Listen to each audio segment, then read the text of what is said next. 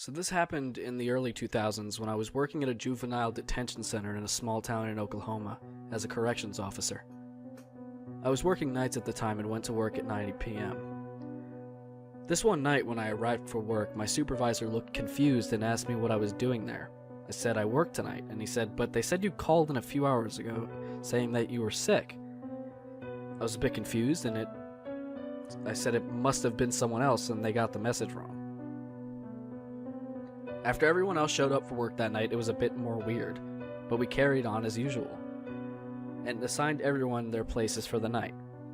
I went to work in the control room where I usually work. The control room is the center of the prison that has the direct control over the cameras, doors, phones, and everything. After I relieved the guard on duty and settled in for the night, I looked at the message that I said called in. It said that I had called at 6:50 and said that I had gotten sick while out cleaning up after the storm. There had been a storm the night before and it was a bit bad, but not anything that I had to go out to clean up. It was truly weird. The supervisor came into the control room about that time. He was also a friend of mine outside work, and we started talking about it and how odd it was. I decided to call my wife at home and tell her about it while he was still sitting there. I picked up the phone and dialed. After 2 rings, a man picked up at the phone with a raspy voice. "Hello?" I didn't know what to say for a few seconds. I looked at the phone to make sure I dialed the right number, and I had. After a few seconds, the person said, "Hello?" Again, in the same raspy voice. I said, "Hello, who's this?" "This is Taylor, who's this?" the person said. My head started spinning because my name is Taylor also. I said in almost a scream, "Where is Anne?" He said, "Anne's in bed. Who is this?" I dropped the phone and told my supervisor to ring me out. I had to get home, and I took off towards the door. I could hear Dave pick up the phone and behind me and say, "Hello?" followed soon after by, "What the fuck?" I ran to my car and drove home faster than what was legal. My mind racing the entire time, I busted through the door and my wife was sitting watching TV and was shocked at me being home. I asked her who was there and she said no one has been here. After a rather long talk with my wife, I went to call the prison to tell them what was going on, but the phone was dead. I went back to work, and when I came in, Dave was acting weird and asked me, "How the hell are you doing this?" He told me that when I left, he picked up the phone and the person on the other end sounded like me. He kind of freaked out and hung up the phone. A minute later, as he could see my car leaving the parking lot, I had called back from home and asked what the fuck was going on. He said that I was a bit irate and said I was sick and did not feel like playing these games and was telling him to stop prank calling me, and hung up. After convincing him I had no idea what was going on, we went back to work. Later, I found out that the phone line for my area had been knocked down the night before the storm. This is absolutely the strangest thing that has ever happened to me.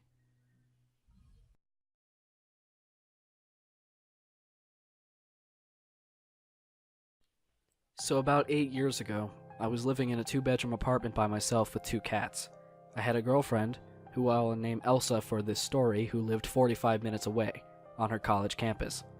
Most weekends, she would drive into town and stay at my place until she had class again on Monday. We did regular things as we didn't get much time to see each other. We'd like to spend time alone together watching movies, playing games, or the like. Please keep in mind that neither of us were drug or alcohol users, and I have a good job and I can't risk losing.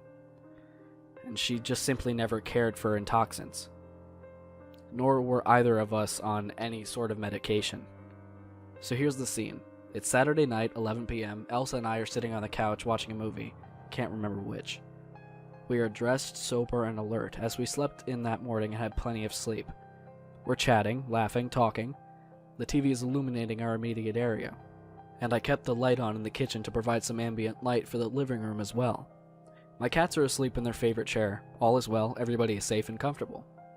Suddenly, without any kind of warning or inkling, the jump, as I have come to call it, happened. You know when you're watching the dialogue in a movie and they're using 2 cameras to film, when they switch from camera to capture the one speaking? It is seamless, with no clipping, interruption, fading, or transition effects. It was that sudden. We were having a good time together in the living room when, in an instant, I found myself sitting on the foot of my bed, clothes removed, in the dark. For about 1/2 of a second, a million thoughts enter my mind. Had something fallen off the wall and hit my head? Did I have a seizure? Was I dreaming the whole time? Where's Elsa? Then that was the scary part. I turn to my right, and Elsa is also sitting on the foot of the bed next to me, clothes removed. Her eyes are the size of golf balls, and she's trembling. I realize I am as well. I try to speak and ask her if something happened, but I'm so frightened I only stutter. After looking around the room and realizing we are alive, she managed to ask me what had happened. I didn't want to answer, in case it was just me, and I didn't want to come off as nuts. I just looked at her. After a pause, she started asking me again if I had turned off the lights or removed our clothes, or if I even knew what was going on. I didn't. Neither of us had experienced grogginess or confusion before the event. Furthermore, we didn't experience any sensations other than fear and confusion after it. No aches or pains. No bumps, bruises, or cuts. I reached for my phone to call my mom and see if a doctor would be appropriate. I noticed that this is not 11 p.m. anymore. Now it's 3 a.m. In the sudden instant, that instantaneous change of scene, 4 hours had passed. Everything in the house had been turned off, and we had been stripped. We went to the ER as my mom's fear was a gas leak. No signs of toxins or injuries were found on either of us. Elsa made an appointment for a CAT scan, which also came back as expected.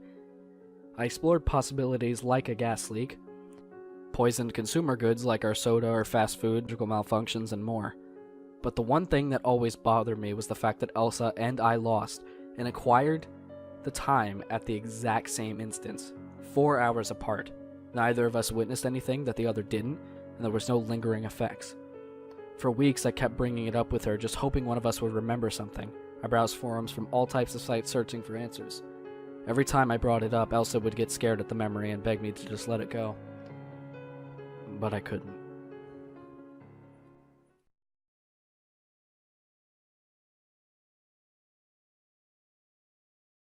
So I guess a little context is in order. My girlfriend and I had been together about a year at the time.